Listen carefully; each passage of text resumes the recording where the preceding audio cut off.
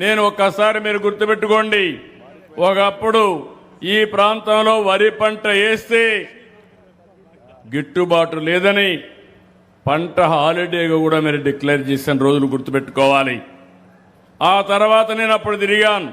ఈ రోజు నేను అడుగుతున్నా, ఇక్కడే నేను మీకు ధర రాలేదంటే ఇక్కడే బస చేసి తణుకులో 16 కిలోమీటర్లు పాదయాత్ర చేసి మీకు సంఘీభావాన్ని తెలియజేశా.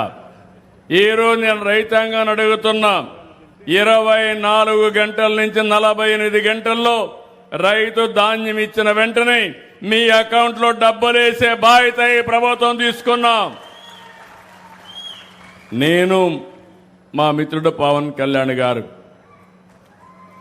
జనసేన, తెలుగుదేశం పార్టీ, బీజేపీ 3 పార్టీలు కలిశాం.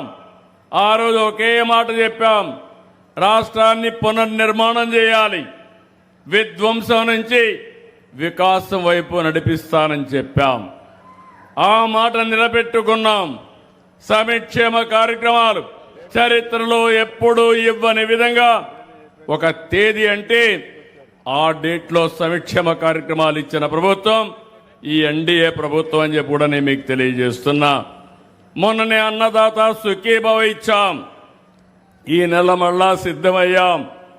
మా ఆడబిడ్డలకి తల్లికి వందనం కింద ఎంతమంది పిల్లలుంటే అంతమందికి 15,000 రూపాయలు మీ అకౌంట్లో వేసే బాధ్యత ఈ ప్రభుత్వం తీసుకుంటున్నాం.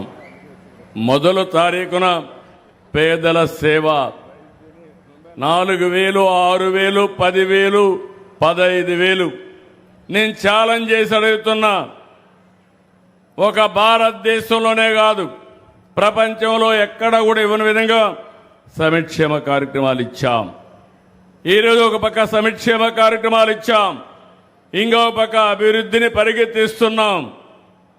ఏదైతే గోదావరిలో మీరు చూస్తే ఆ రోజు ఏదైతే అతి విలువైన డయాఫామ్ వాల్ 440 కోట్ల రూపాయలు ఖర్చు పెడితే దాన్ని కాపాడలేకుండా గోదావరి పాలు చేసే పరిస్థితికి వచ్చారు. ఈరోజు మళ్ళీ 990 కోట్లు పెట్టాం. పని పూర్తయింది. ఇప్పటికి 89% పనులు పూర్తయినాయి. నేను ఈరోజు హామీ ఇస్తున్నా, రేపు మార్చి లోపల పనులు చేసి నిర్వాసులందరూ ఆనందంగా ఉండేట్టుగా చేసి ఆ ప్రాజెక్టును జాతికి అంకితం చేస్తామని మరొక్కసారి మీ అందరికి విజ్ఞప్తి చేస్తున్నా. అలాంటి విలువైన ప్రాజెక్టు దీనికోసం మీరు చూస్తే 2 ఏళ్లలో 24,000 కోట్ల రూపాయలు సాగునీటి కోసం ఖర్చు పెట్టాం. మొన్నే తుంగభద్ర గేట్స్ కొట్టుకోబోతే 36 గేట్లు మళ్ళీ రిపేర్ చేసి అవన్నీ కూడా పూర్తి చేశాం. ఇప్పుడే పట్టిసీమ విషయం చెప్పాను. ఈ పట్టిసీమ వల్ల జీవితాలు మారిపోయే పరిస్థితి వచ్చింది. 12 ఏళ్లకు ఒకసారి గోదావరి పుష్కరాలు వస్తాయి. 2 పుష్కరాలు నేనే చేశా ముఖ్యమంత్రిగా. మళ్ళీ 3వ పుష్కరాలు,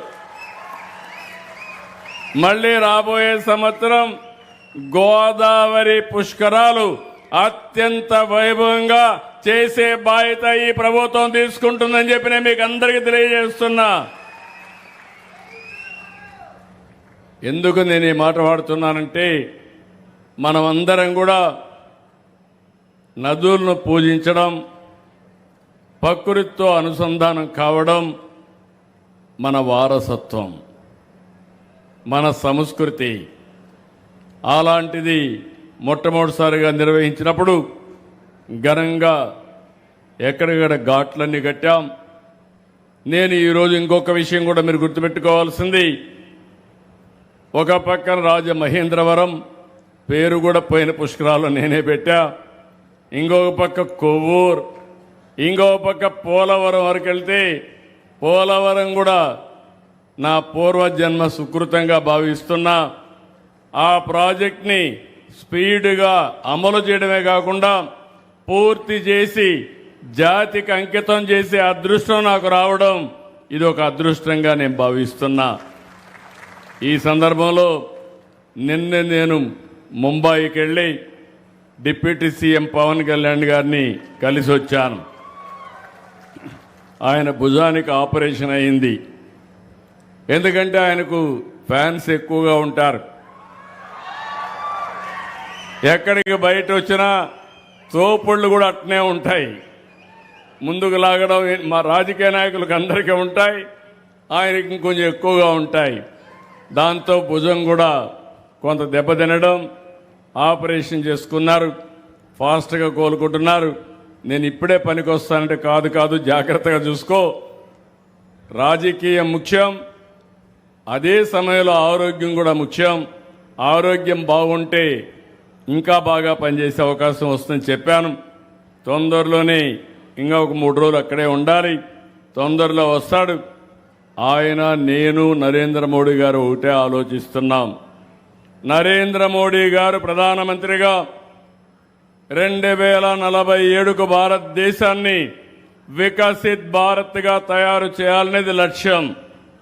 నేను, పవన్ కళ్యాణ్ గారు 2047కి స్వర్ణ ఆంధ్రప్రదేశ్గా తయారు చేయాలనేది మా లక్ష్యం. అందుకే 36 ప్రాజెక్టుల్ని పూర్తి చేస్తున్నాం.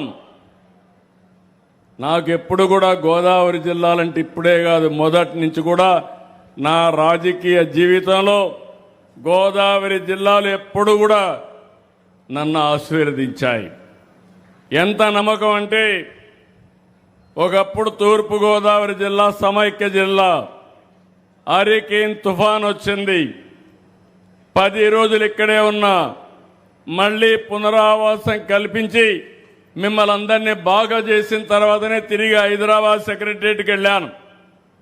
ఇక్కడే రాజమండ్రి ఆర్డీఓ ఆఫీసే నా సెక్రటరియట్. ఆ రోజు అది చేసి 21 అసెంబ్లీ సీట్లు వస్తే 99లో 20 అసెంబ్లీ సీట్లు గెలిపించిన ఏకైక జిల్లా గోదావరి జిల్లా.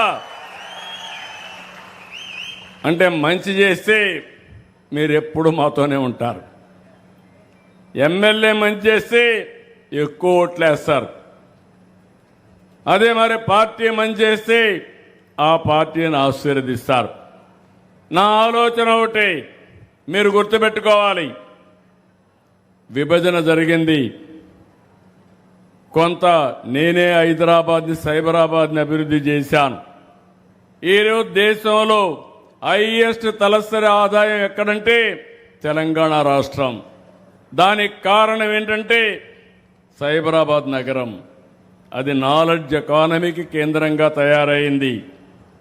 అదే సమయంలో విభజన జరిగిన తర్వాత నేను ఎప్పుడు ఆలోచించేవాడిని, నేను చేసిన ఒక నగరం తెలంగాణకి వెళ్ళింది, మంచిది, అక్కడుండేవాళ్ళు బాగుపడ్డారు, ఇక్కడుండే వాళ్ళని కూడా బాగు చేయాలి, వారితో సమానంగా పైకి తేవాలన్నది నా జీవిత ఆశయమని మరొకసారి మీ అందరికీ విజ్ఞప్తి చేస్తున్నా.